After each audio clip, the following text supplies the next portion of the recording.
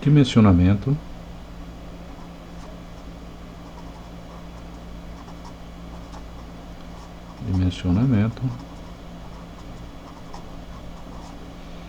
de elementos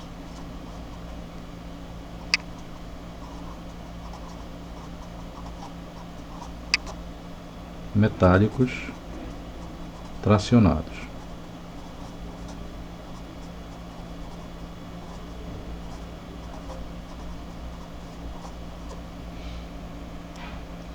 Conforme foi mostrado, né, a condição de segurança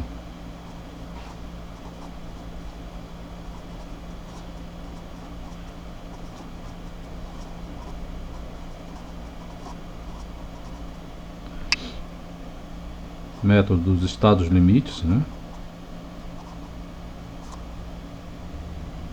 NBR 8800/2008, projeto de estruturas em aço, né?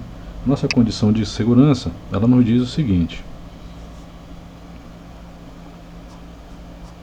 os esforços solicitantes de cálculo tem que ser menor ou igual aos esforços resistentes de cálculo. Não é isso? Ok? Partindo dessa situação, nós verificamos que os elementos tracionados, eles estão sujeitos ao escoamento da seção bruta, né, na parte mais central da peça, e a partir dali, do escoamento da seção bruta, nós podemos tirar a nossa resistência, né? A nossa resistência à tração de cálculo, ela é igual à área bruta vezes a tensão de escoamento dividido pelo coeficiente de minoração 1/10. Ok? Por sua vez, os extremos da barra estão sujeitos à ruptura da seção líquida, e a sua resistência é dada por NTRD, que é igual à área efetiva vezes a tensão última de ruptura dividido pelo seu coeficiente correspondente. É isso? A área efetiva é um conceito resultante de um coeficiente de redução da área líquida vezes a área líquida, não é? A área líquida, por sua vez, é a área bruta menos a área dos furos, não é isso? Ok? Então, essas são as nossas fórmulas, né, para que nós possamos trabalhar com o dimensionamento de elementos metálicos. Ok? Bom, dito isso, nós precisamos entender o conceito de área líquida, não é isso? Então, eu tenho, por exemplo, uma seção bruta, uma chapa, não é isso? Se essa seção tiver, ao longo do seu percurso, ela estiver com seções de furos, geralmente nos extremos, não é isso? Imagina,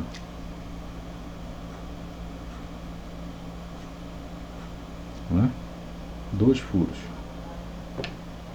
Então aí eu já não tenho mais a área bruta, né? A área bruta, no primeiro caso, é toda essa área achurada, não é isso?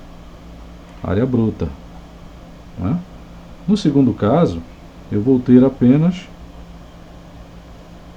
como área bruta a área menos os furos, não é isso? Então isso aqui agora vai ser área líquida, né? Como é que eu posso então escrever, né, essa situação? Como é que eu posso escrever? Então olha só, nós podemos representar da seguinte forma: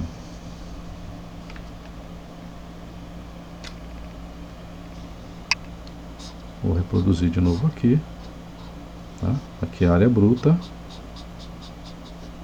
não é isso? E aqui seria a área líquida.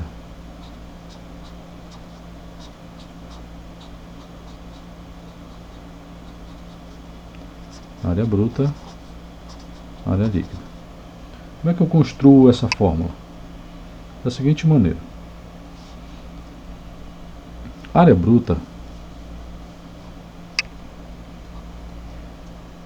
nós vamos chamar essa dimensão, né, a largura dela vamos chamar de B, e a espessura vamos chamar de T. Ok? Aqui, nessa pequena parte onde foi retirado o material, nós vamos ter aqui a área dos furos, não é isso? A área dos furos. Ok? Então observe o que vai acontecer.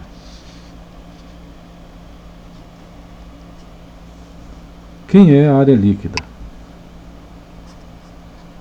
A área líquida vai ser a área bruta menos, né? Vou chamar aqui de área dos furos, tá, pessoal? Vocês sabem que pode ter mais de um, dois ou três, né? Ou mais, tá? Então vou chamar de área dos furos. E mais um fenômeno que pode acontecer, tá? Por exemplo, se eu pegar aqui e fizer a projeção lateral dessa barra sujeita à tração, os parafusos podem estar distribuídos da seguinte maneira: 1, 2, 3, 4, 5. Ok? Então, nesse caso, eu vou ter que considerar um fenômeno chamado zigue-zague, não é? O que é o zigue-zague? O zigue-zague, você vai primeiro trabalhar as linhas de ruptura, ou seja, essa barra sujeita a esse esforço, ela pode romper, né, em determinados caminhos entre os parafusos, né? Então, o primeiro caminho aqui no caso seria o caminho 1, que ele inicia, tá, na borda da placa e termina na borda da placa passando em linha reta. Tá? Mas eu posso ter também outro caso em que inicia na borda da placa, né? Pega outro parafuso na outra linha posterior e volta para o segundo parafuso. Tá? Então observe que neste caso o caminho de ruptura ficou mais longo, né? O primeiro caminho ele é imediato, né? Está próximo da força, é o caminho potencial para romper essa peça. O segundo caminho pode romper também, mas o caminho ficou mais longo, né? O caminho da linha de ruptura ficou maior, significa que tem mais material resistente, né? Principalmente nas linhas inclinadas, tem mais material resistente para evitar que rompa, mas é uma possibilidade, ok? Como é que nós analisamos isso então?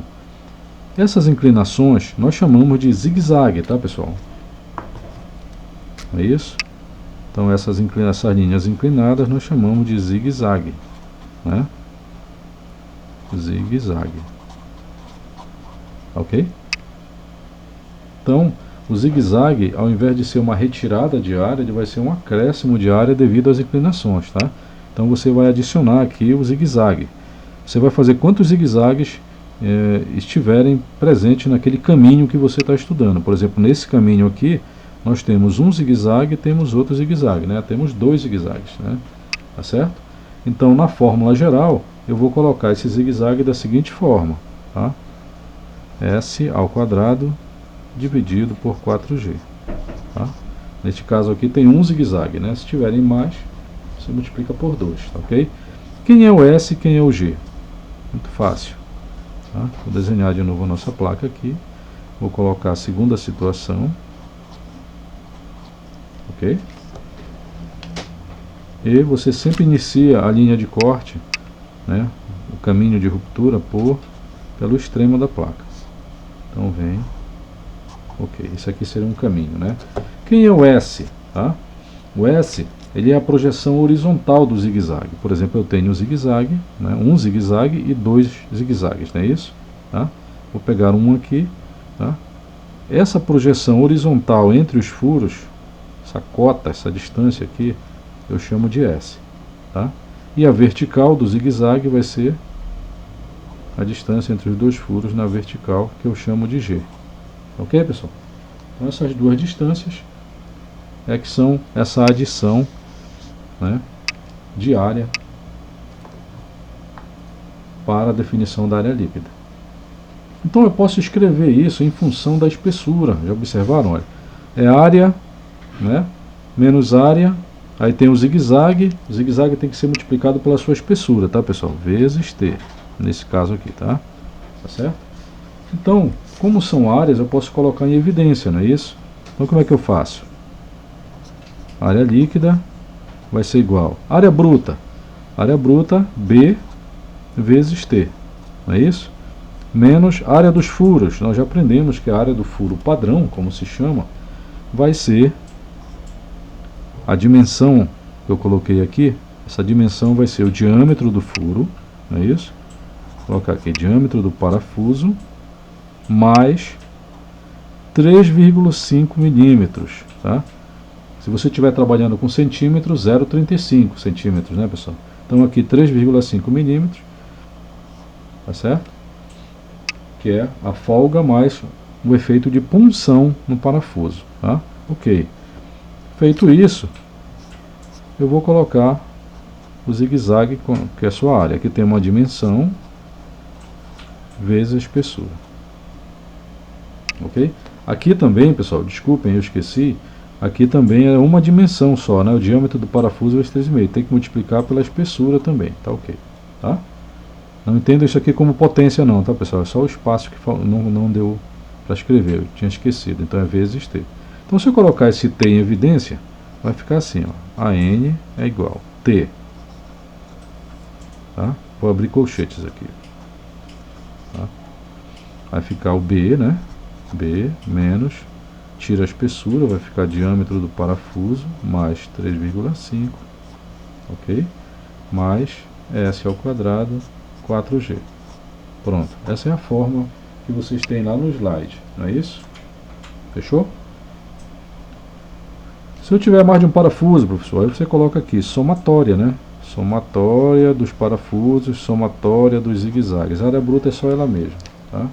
Então esse é o nosso formulário para trabalhar os casos de tração, né, pessoal? Ok? Muito bem. O que falta nós vermos agora? Bom, nós temos a área líquida definida, né? Conforme nós vimos aqui embaixo, né? Nós temos um coeficiente de redução da área líquida chamada CT, né? Mas quem é esse CT? Como eu já expliquei em aula, o CT, tá? Nem sempre, né, os esforços são distribuídos para 100% da seção da peça, tá? Então, o CT ele representa justamente esse coeficiente de redução. Se os esforços de tração, por exemplo, na seção da peça forem todos forem transferidos 100% para a seção dessa peça, ou seja, o material todo está trabalhando para resistir a essa tração, então o coeficiente seria 1, né? Ok? Então no caso aqui, se eu tiver uma barra, tá? E essa barra está sujeita à tração, né? Está sujeita à tração, tá? E todos os elementos de material da seção, eles trabalham para distribuir essa tração, tá? Então neste caso aqui, nós teríamos todos os elementos trabalhando aqui para distribuição de tração na peça, não é isso? Ok? Então neste caso o nosso CT seria igual a 1, ok? CT igual a 1, ou seja, ele não vai alterar a área líquida, né? Tá certo? Por exemplo, aqui um outro caso, se eu tiver aqui uma chapa, né, onde eu tenho uma peça tracionada nessa chapa, e aqui você tem uma solda, perceba que essa solda ela é perpendicular à força de tração, tá? Então neste caso, o teu CT vai ser dado para a seguinte situação: CT vai ser igual a área de seção transversal dos elementos conectados, tá? Que área? Essa área aqui, né? Tá? A área da seção transversal, né? Tá? Do elemento conectado, tá certo? Chamar de AC, dividido pela área bruta. área da seção transversal dos elementos conectados.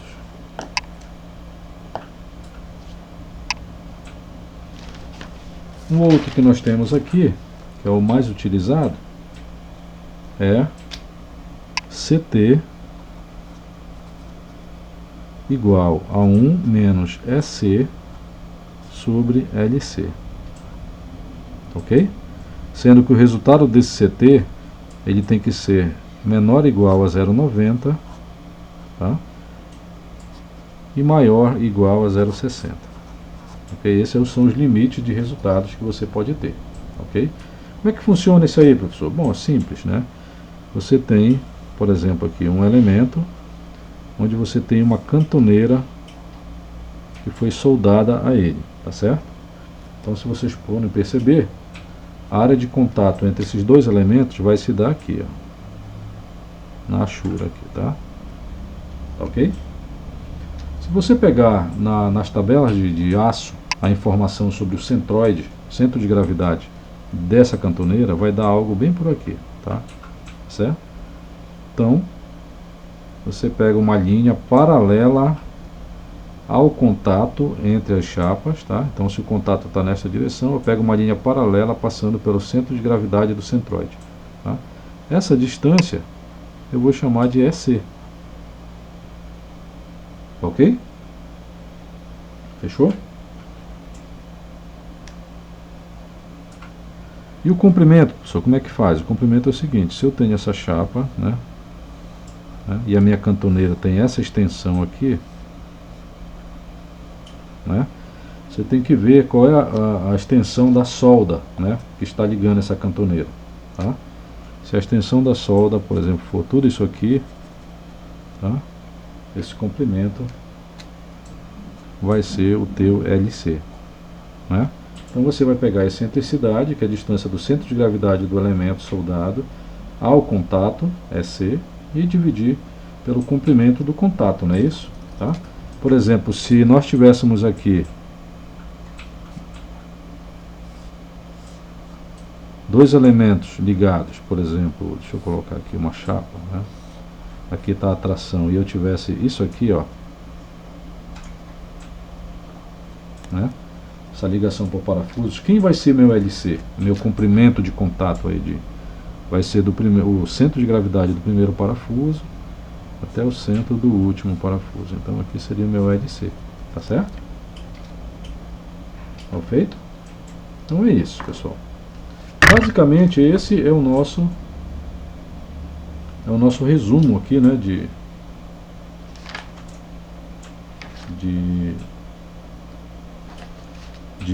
CT, né, de coeficiente de redução, tá ok? Deixa eu mostrar mais um para vocês aqui. Eu tenho aqui uma chapa, tá? Ela está soldada ao resto da estrutura, não é isso? E eu tenho aqui, aonde essa chapa está soldada, é esse ponto de contato aqui, ó. Vocês perceberam que eu mostrei um caso onde o ponto de contato era normal à força. Agora eu tenho um caso onde o ponto de contato, ou seja, a solda entre os dois elementos, está na direção da força, né? Paralelo, não é isso? Tá? Então nesse caso eu preciso saber a largura da chapa, tá certo? E o meu contato, né? Qual é esse comprimento de solda aqui? LW, vou chamar, tá ok? Isso aí é um outro tipo de CT, tá, pessoal? Então olha só, CT vai ser igual a 1 caso, tá, o meu LW seja maior ou igual a 2 vezes a largura da chapa, tá certo? O meu CT vai ser igual a 0,87, tá, se o meu LW ele estiver entre os limites 2B maior ou igual a 1,5B, ok? Então você vai só fazer uns cálculos para identificar o teu CT, né? CT vai ser igual a 0,75 para os casos em que o meu LW ele esteja entre 1,5B e o B, ok? Existem diversos casos, né, pessoal? Para avaliação de você, geralmente o problema já vem trazer, ou então ele vai mostrar os mais conhecidos, tá ok? Bom, dito isso, nós vamos, no próximo vídeo, vamos iniciar a parte de exercícios, tá, pessoal? Então vamos ficar por aqui, até o próximo vídeo, tá?